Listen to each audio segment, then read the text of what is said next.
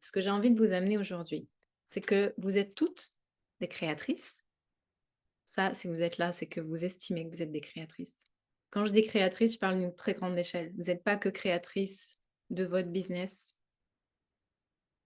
ni réduite à la créativité, la création, on va dire, de votre famille ou de votre couple. Vous êtes un ensemble de toutes ces choses-là. Donc, je ne peux pas compartimenter avec séparation. Je suis la partenaire de quelqu'un ou je suis célibataire, j'ai un business, je conduis cette voiture, je suis la fille de. En fait, je suis une. C'est un peu ça mon message, mon nouveau message. Donc, si je suis différente au supermarché, dans le métro ou dans mon lit ou face au frigo, en fait, je me dissocie constamment. Donc, on est tout le temps en dissociation.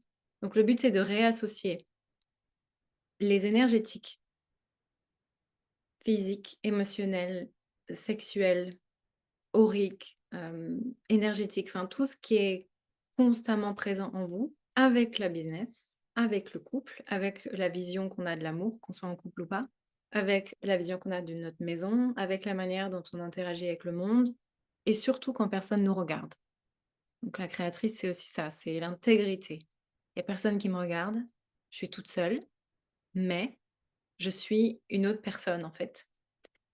Donc il y a, comme une friction qui se fait avec la réalité où j'ai un masque en fait dans la vie et quand je suis toute seule, vous savez, c'est un peu comme, je vais pas mettre la table parce que je suis toute seule, donc ça sert à rien, que je mette la table puisque je vais manger sur le pouce et après je vais me coucher.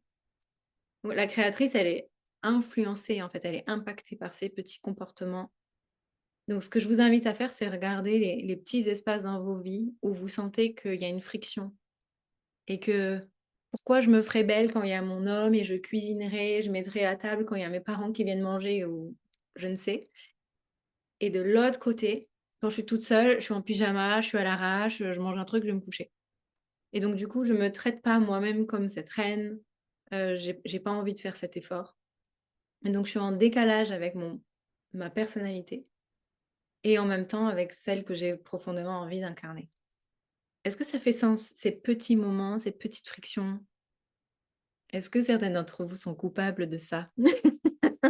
Moi, la première, ces petites frictions. Donc là, je vous ai donné un exemple, mais il y en a plein d'autres. Est-ce que vous sentez de quoi on parle?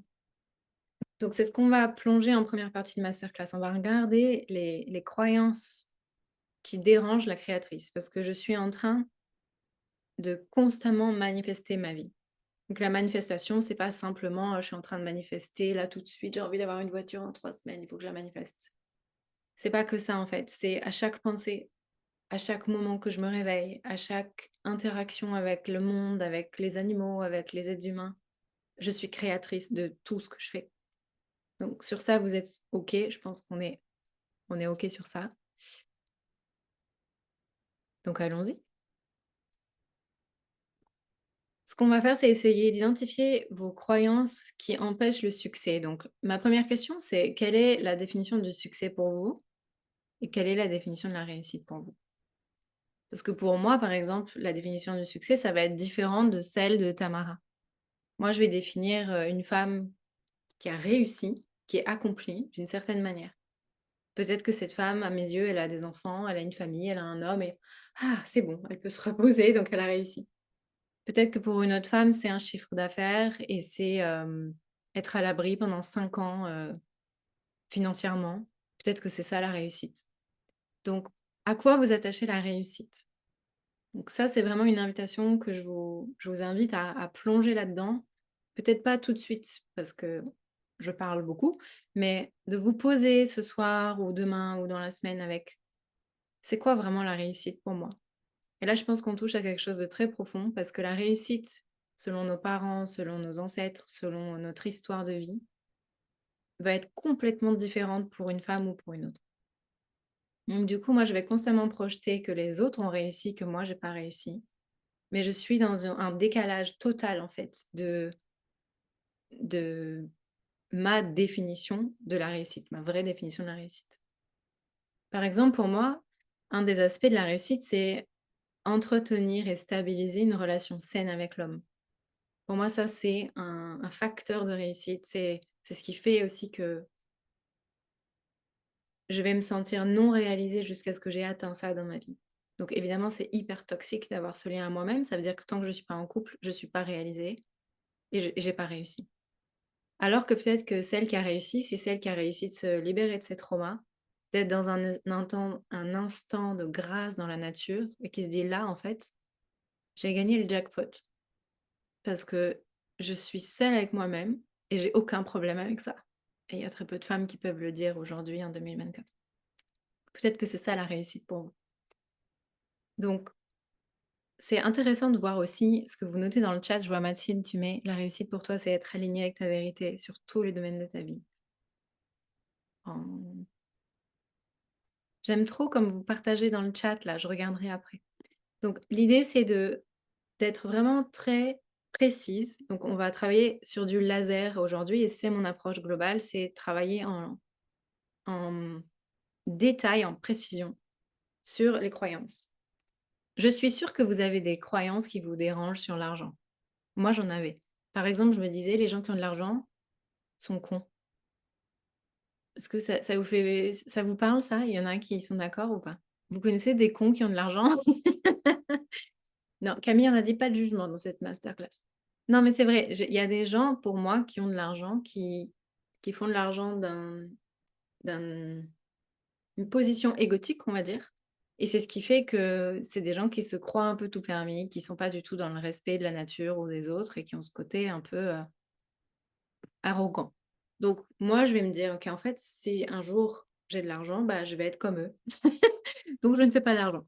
Donc il y a cette première croyance qui peut être là, mais il y a aussi l'argent sale, c'est-à-dire tout ce qui est vraiment truqué ou corrompu, qu'on peut avoir aussi dans nos lignées générationnelles, etc., dans nos familles qui trimballent des histoires sur l'argent, ou est-ce qu'on m'a répété que l'argent ne poussait pas sur les arbres? Est-ce qu'on m'a répété que les gens qui ont de l'argent sont corrompus, etc., etc. Donc, si ça vous parle s'il y a quelque chose qui vous vient là, vraiment, écrivez-le ou retenez-le parce que c'est cadeau de l'intuition qui vient vous dire, OK, là, il y a un problème.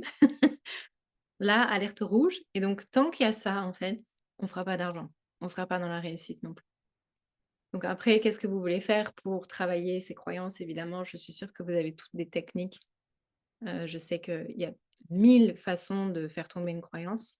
Mais la question ce soir, c'est vraiment d'associer en fait tout ce qui va pourrir ma vie et qui va m'empêcher d'être qui je veux être, bah, c'est clairement en fait mes idées préconçues sur l'argent. Par exemple, ça ne serait de pas en gagner suffisamment. Je suis pas sûre de bien comprendre la peur, la croyance qui est attachée à l'argent. Du coup, est-ce que c'est: «Je n'ai pas assez d'argent même quand j'en fais»?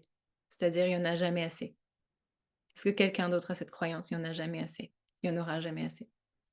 Donc du coup, ça sert à rien et du coup, on se met pas en mouvement. Donc ça, c'est une 1re croyance qui peut être intéressante. Est-ce que vous avez des croyances dérangeantes sur le bonheur ou les gens qui ont réussi, par exemple, dans vos vies? Par exemple, eux, ils ont réussi, mais ils ont dû, troquer, leur âme en échange, ou, eux, ils ont incarné, le bonheur, mais le bonheur ne dure pas, par exemple. Tiens, tiens, où est-ce que j'ai appris que le bonheur ne durait pas? Voilà, donc toutes ces choses-là, évidemment, je vous invite à voir parce que vous êtes créatrice de votre réalité. Donc si vous continuez à croire ces choses-là, c'est impossible en fait qu'on incarne une entrepreneuse à succès. Vous voyez ce que je veux dire? Je peux avoir toute la stratégie du monde, je peux avoir, tous les clients les plus adorables. Tant que j'ai cette croyance, en fait, l'univers va me le montrer jusqu'à ce que je l'intègre et que je le comprenne. Donc on verra après qu'est-ce qu'on fait de ces croyances, évidemment. Donc c'est intéressant tout ce que vous mettez dans le chat. Je vous invite à vous lire les unes les autres parce que je pense que ça peut vous inspirer. L'argent ne tombe pas du ciel. Et s'il tombait du ciel? Oui, il y a aussi mmh, hem, travailler plus pour gagner plus. C'était pas un président qui nous a dit ça? Et si je gagnais plus en travaillant moins? Et moi, c'est vraiment un mantra que j'ai instauré dans ma vie et c'est vraiment ce qui s'est passé dans ma vie. Donc la raison pour laquelle je vous parle de tout ça, c'est que j'ai réussi à faire tomber ces croyances et que ça a créé un changement instantané dans ma vie. On va essayer aussi d'analyser Vous avez rien écrit sur le bonheur, donc j'imagine que vous avez pas de croyance sur le bonheur, que tout va bien? Est-ce qu'on a des croyances sur le bonheur? Je vais vous inviter à regarder aussi les croyances que vous avez sur l'entrepreneuriat. Par exemple, si dans notre famille, on n'a que des salariés, est-ce qu'il y en a une ici qui n'a aucun entrepreneur dans sa vie, dans sa famille? Qui en connaît pas un? Ah, c'est hyper intéressant, Caroline. Marlène? Yes, OK. Donc, quand on n'a pas d'entrepreneur dans notre famille, on n'a pas d'exemple de comment faire. Mais je vous rassure, ça vous rend pas plus service que si vous avez des entrepreneurs dans votre famille. Donc moi, par exemple, j'ai un papa qui est entrepreneur et mon papa, il galère constamment, en fait, dans son entrepreneuriat. Il est tout le temps en train de crouler sur les taxes, l'URSSAF, il se lève à 4 heures du matin. Ça fait des années qu'il nous dit: «Dans quelques années, ça ira mieux». En fait, ça va de moins en moins bien. Donc j'ai pas un modèle très en puissance du côté de ma famille. Donc je vais me dire: «OK, toutes les croyances que mon père a sur l'entrepreneuriat, j'ai hérité de ça». Et clairement, j'en ai hérité, mais genre copie conforme, vous voyez le truc? C'est-à-dire, j'ai les mêmes paliers de verre que mon père, j'ai les mêmes problèmes avec l'URSSAF, j'ai les mêmes situations de galère que mon père qui est entrepreneur. Et en même temps, si vous avez, voilà, des entrepreneurs dans votre famille, en fait, à mon avis, c'est pas des entrepreneurs conscients parce que c'était pas tellement, on va dire, la vibe à l'époque de nos parents. Et donc c'est ce sont des gens qui se battent contre la matrice, contre des règles soi-disant pour libérer l'entrepreneur, c'est-à-dire vous êtes libre, mais à quel prix? Donc du coup, il y a un rapport à la liberté aussi avec l'entrepreneuriat dont on a hérité, qui est complètement biaisé. Donc toutes les croyances qu'on a sur l'entrepreneuriat, qu'on ait des entrepreneurs ou pas dans notre famille, et aussi des croyances sur la sécurité. Exemple, je suis plus en sécurité dans le salariat, donc l'entrepreneuriat, c'est dangereux. Donc j'ai plus d'argent à la fin du mois, donc vite, vite, vite, il faut que je retourne dans le salariat. Ah, au moins je suis confortable, au moins j'ai de la sécurité. C'est qui nous a mis ça dans le crâne? Donc du coup, moi, je me retrouve à la fin du mois avec une situation un peu bancale, entrepreneuse, en me disant: «Comment je vais faire le mois prochain?» Évidemment que le système est fait pour que je me rabatte sur du salariat. Je vais me chercher un petit boulot. Ah, ça ira mieux, à la fin, je pourrai payer mon loyer. Donc, on est vraiment en train de manipuler avec la peur. Et donc, le système ne veut pas que vous vous émancipiez, en fait, clairement. Pardonnez mon franc-parler, mais je ne pense pas que le système soit là pour vous donner cette puissance. Donc, cette puissance, il va falloir aller la chercher en faisant tomber les croyances sur l'entrepreneuriat. Et je suis sûre que vous êtes nombreuses à en avoir. Moi, j'en avais plein et j'en ai encore, hein, je vous rassure. Et vos croyances sur le salariat et la sécurité. Est-ce que ça vous parle de travailler sur ça? Bon, déjà, on va faire un petit ménage, hein, du coup. Petit ménage sur le manque de sécurité dans notre entrepreneuriat. Ensuite, les croyances qu'on a sur le monde actuel. Donc moi, par exemple, pendant longtemps, j'ai entretenu la croyance que dehors, hors du foyer familial, c'était la jungle et c'était dangereux. Donc j'ai beau faire des tours du monde et voyager dans le monde entier en sac à dos toute seule, dans les déserts, à faire plein d'aventures. Dans ma tête, dans mon inconscient, je suis toujours en train de penser que le monde est dangereux et que le monde est adverse. Est-ce qu'il y a quelqu'un qui se reconnaît dans cette croyance? Est-ce qu'à l'inverse, on a quelqu'un qui pense que le monde, c'est les bisounours et qu'on est, vraiment, dans un monde Tamara, elle n'a pas honte de le dire. Delphine.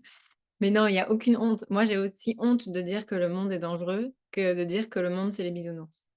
Il y a pas de vérité absolue, c'est pas Camille qui va vous dire ce soir la vérité sur ça. Évidemment, c'est chacun a sa perception du monde. Sauf que, si j'ai une certaine croyance sur le monde, par exemple, qu'il y a pas assez d'œufs, il y a pas assez de pétrole, il y a pas assez d'argent, il y a pas assez d'amour, il y a pas assez d'hommes disponibles, il y a pas assez de maisons disponibles. Enfin, on se retrouve en fait à être constamment dans le manque et à vibrer le manque. Donc la manière dont on voit le monde en tant que créatrice, ça change tout. Par exemple, j'ai décidé de lancer cette masterclass et de travailler avec des grandes créatrices et j'ai appelé les grandes créatrices. Si dans mon subconscient, je pense que toutes les femmes sont manipulatrices, nulles, qu'elles veulent prendre, que ce que j'ai à donner et après elles veulent plus jamais revenir, en fait, je vais attirer ce genre de femmes. Mais si j'ai la croyance que les femmes sont géniales, qu'elles ont toutes mériter d'être libres, que je les adore, que je leur ferai tout un câlin et je passerai bien 1 heure à prendre un café avec chacune de vous, bah, forcément, en fait, mon monde va me le refléter. Donc les croyances que j'ai sur les femmes en général, les croyances que j'ai sur les hommes en général, en tant que client, en tant que partenaire, en tant qu'ami, en tant que communauté, en fait, tout ça, ça infuse directement l'écosystème de la créatrice. Est-ce que ça vous parle tout ça? Yes. Marlène, elle hoche la tête genre: «Yeah man». Donc, est-ce que vous vous reconnaissez dans ces protocoles de réécriture? Donc, dans ces protocoles, on part d'une situation négative, OK? Et puis on voit comment on peut réécrire l'histoire et c'est-à-dire faire des leviers. Donc ça, c'est les leviers de la créatrice. Je vous rassure, il y a 2 pages. Donc sur ces 2 pages, on a plein de situations qui sabotent soit notre business, soit notre couple, soit notre vision, soit notre rêve, peu importe ce qu'on veut manifester dans notre vie et ce qu'on veut créer dans notre vie. Donc je pense que la créatrice, elle est clairement autant sa plus grande alliée que sa pire ennemie. Est-ce que vous avez vécu cette dualité? Des moments de grâce, avec plein de manifestations de miracles et puis des moments de catastrophe où on se dit: «Mais c'est, l'enfer, comment je fais pour créer une telle tornade dans ma vie?» OK? Vous avez toutes vécu cette dualité? À peu près? Yes. Donc là, je vous ai mis des petits modes d'emploi, c'est-à-dire si je suis face à des situations de burn-out, je prends l'exemple du burn-out parce que on frôle le burn-out quand on est coincé dans son masculin, évidemment. On tombe très facilement dans l'addiction et on essaie de combler un manque. C'est-à-dire on travaille tellement qu'après on va manger, on va dormir. On travaille, on va manger, on va dormir. On a oublié de sentir, on a oublié de vivre, on a oublié d'exister. Donc évidemment, l'invitation, c'est de se donner compassion, repos. Et en général, ces femmes-là, vous savez quoi? Elles savent pas se reposer. C'est bon, je vais faire une sieste 5 minutes. C'est bon, je suis reposée. Non, en fait, l'idée, c'est vraiment de se reposer profondément dans son système nerveux, dans son yin et d'aller trouver la réponse. Compassion en elle, l'amour de soi, évidemment. Donc ça, c'est des petits tips de créatrice. C'est-à-dire, si je suis coincée dans mon burn-out, je vais flipper direct en amour de moi. Si je suis coincée dans une dépendance, hem, c'est que je dépends de quelqu'un. Donc je dépends du système, je dépends d'un employeur, je dépends de mon père, je dépends de mon mari, je dépends de mon ex. Et donc l'idée, c'est de recréer un monde indépendant, loin de cette dépendance. Donc comment je peux recréer à mon tour un monde où j'ai besoin de personne? Ça fait 4 ans que je recrée un monde indépendant. Je vous rassure, ça se fait pas en 2 minutes. Qui se reconnaît dans le burn-out? Dans le workaholicisme? OK. Qui se reconnaît dans la dépendance? Ah, intéressant. Est-ce que vous pouvez dire à quoi vous êtes dépendante dans le chat, par exemple? Est-ce que vous êtes, dépendante financièrement de quelqu'un ou d'un organisme ou d'un concept ou d'un rêve? Si c'est OK pour vous et d'être vulnérable, évidemment. On va regarder aussi les problématiques d'abus. Hem, Quand je perds confiance et quand j'ai une très basse estime de moi-même, je peux difficilement créer, on est d'accord? Donc ce que je vais chercher là, comme outil, c'est la solidarité et l'empuissancement. Bon, évidemment, après, il y a un travail à faire sur les blessures d'enfance, mais qu'est-ce qui va me donner là tout de suite solidarité et empuissancement? Donc je regarde la dépendance. Dépendance amoureuse, yes. La love addiction, ça s'appelle, Mathilde. C'est une condition. C'est pas ta faute. Tu as regardé Disney trop quand tu étais petite. Ça t'a programmé ton cerveau. T'inquiète pas, et on est très nombreuses à être des love addicts. Gabrielle, tu dis dépendance à la galère. C'est hyper intéressant. Dépendance à la galère. Comme si tu en avais besoin en fait pour, continuer à avancer. Comme si ton système, il pensait que c'était essentiel. Habitué. Oui, donc la zone de confort, c'est la galère. Hello! Et si du coup la non-zone de confort, recréer une non-zone de confort dans l'aisance. Donc c'est quoi l'inverse de la galère? Comment tu peux réécrire ça? Toi, la professionnelle de FT. Ça hyper intéressant que tu amènes ça. Delphine, dépendance dès que je suis en contact avec un homme. Oui, c'est-à-dire que Delphine, tu as la puissance toute seule.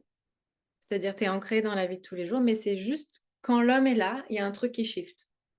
Bon, ça, on va en parler. C'est super que tu l'aies amené. Merci Delphine. Tamara, tu parles pas de la responsabilité administrative, dépendance de la facilité. Car j'avais la même, oh. J'avais la même peur de la responsabilité, c'est-à-dire je préfère rester dans mon petit monde et de jouer petit que de grandir parce que je vais avoir plus de taxes à payer, plus de papiers à signer. Il y en a une autre qui se reconnaît dans la peur de la responsabilité. C'est tellement plus confortable. Mais en fait, c'est juste 3 papiers de plus, hein. 3 zéros de plus, ça va rien changer. J'adore. Merci Tamara d'amener ça. Peur d'engagement, Lauriane. Nomade, dépendante géographique. Ah, ah, ah, ah. Yes, j'adore. Je me reconnais là-dedans. Oui, et si je crée ma propre liberté géographique au sein de mon foyer, au sein de ma terre? Et c'est ça qui est intéressant, c'est comment je peux réécrire. Je suis créatrice de ma vie, d'accord? Donc je fais ce que je veux. Donc je réécris clairement, ce ne sera pas ma réalité. Donc c'est pas parce que j'ai une maison que je m'enferme. Moi, je connais très bien ça, Lauriane, parce que moi, j'ai des parents qui sont ensemble depuis 40 ans, qui sont fous amoureux et qui sont dans la même maison. Et il y a cette notion d'enfermement où je me dis, mais moi, si je reste là, je vais me tirer une balle. Donc, l'idée, c'est comment je peux réécrire que le foyer est source de liberté. Tu es une créatrice. Ok. Bon, je suis obligée d'enchaîner, mais je regarde du coup la pauvreté. La pauvreté, c'est la vision du manque, la mentalité de séparation. Aussi, c'est en rapport avec la sexualité désancrée, ou ma vision sur l'argent sale, où les gens riches sont pas des gens agréables, etc. Et donc, du coup, comment je peux réunifier ma définition de l'abondance? C'est-à-dire, la pauvreté n'a rien à voir avec l'argent. Je répète, la pauvreté n'a rien à voir avec l'argent. Il n'est pas d'accord. Ah, vous voyez?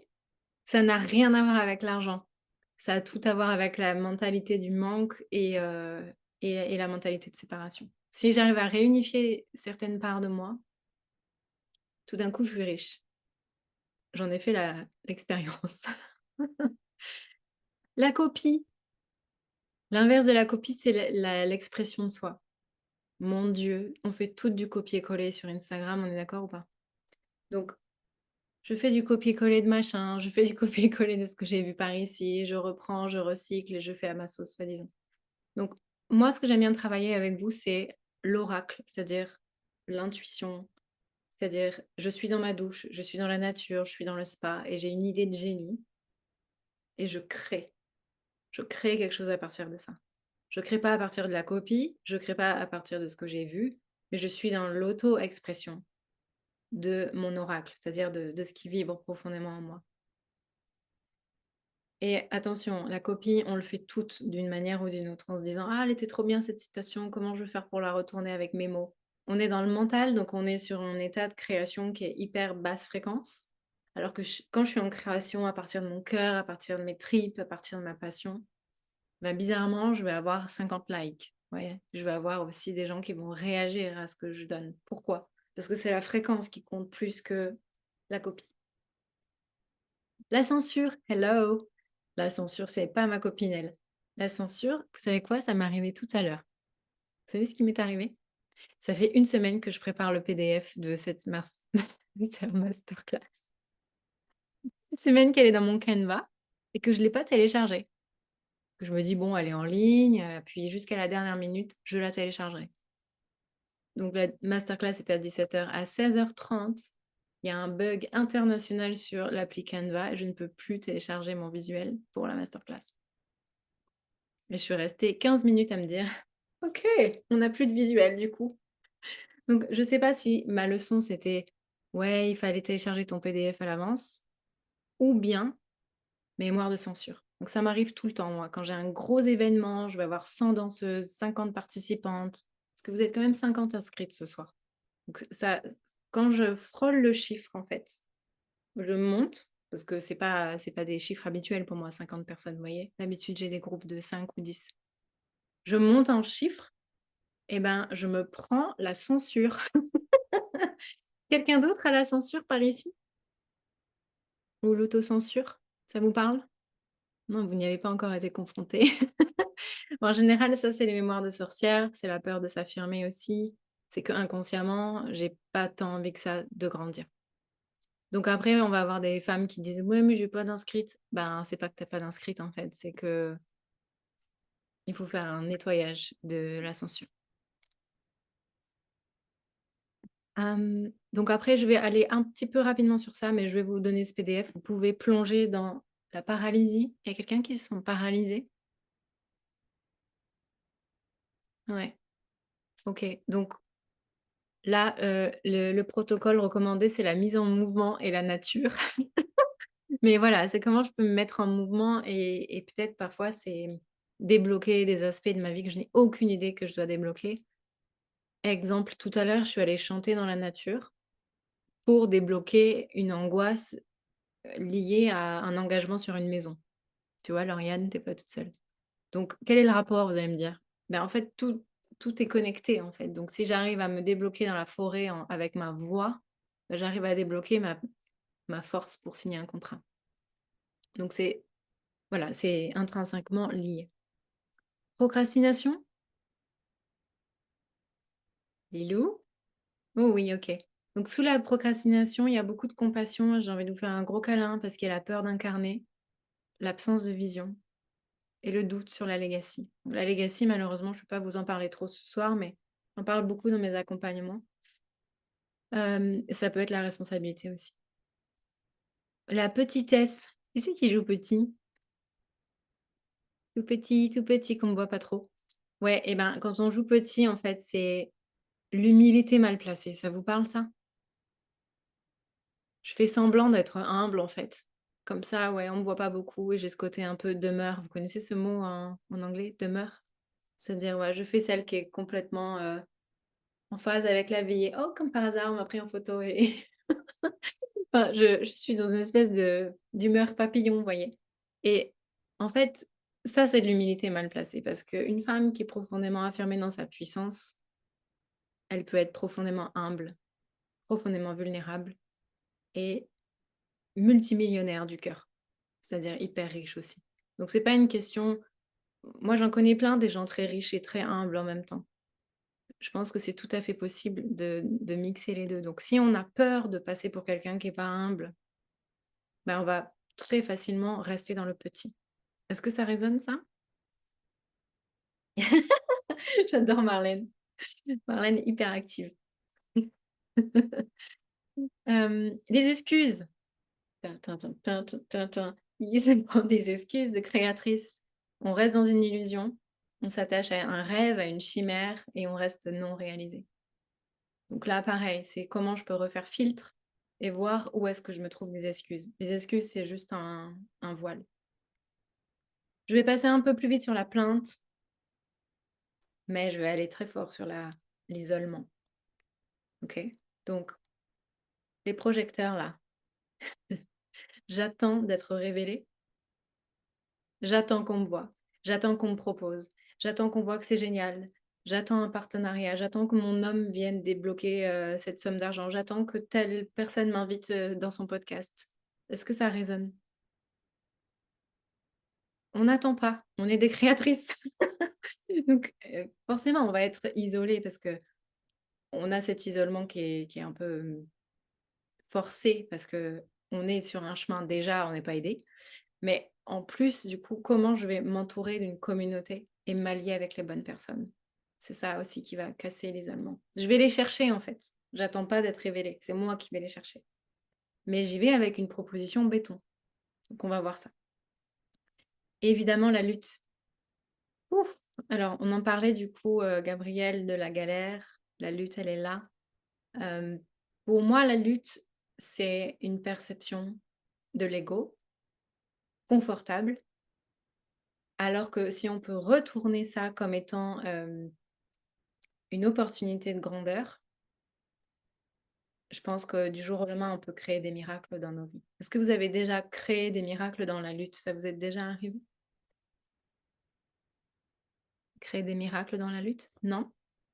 Ah mince, je me sens un peu seule là. Du coup, c'est les moments où moi, j'avais une croyance que je ne pouvais évoluer que dans la crise. Donc c'était une condition aussi d'incarnation puisque je suis née dans la crise. Moi, ma naissance en elle-même était chaotique. C'était une crise. Donc du coup, je me suis dit: «Je ne peux exister ou je ne peux me forger que dans la crise». Et donc c'est ce que j'ai ensuite réengrammé dans mon entrepreneuriat, dans mes histoires d'amour, dans, trouver une maison. Tout est dur, tout est galère, en fait. Et en plus de ça, c'est multicouche et on rajoute une couche d'addiction à la lutte parce que du coup, ça devient une zone de confort. Donc la lutte, on peut la réécrire très facilement en shiftant notre relation à la foi, à la résilience et évidemment en se faisant accompagner avec un mentoring spécifique parce que parfois on a besoin de quelqu'un pour faire miroir. Ça, c'est sûr que c'est pas évident de faire, tomber la lutte tout seul. En tout cas, celui qui arrive à faire tomber la lutte, je veux bien qu'il se présente à moi, tout seul.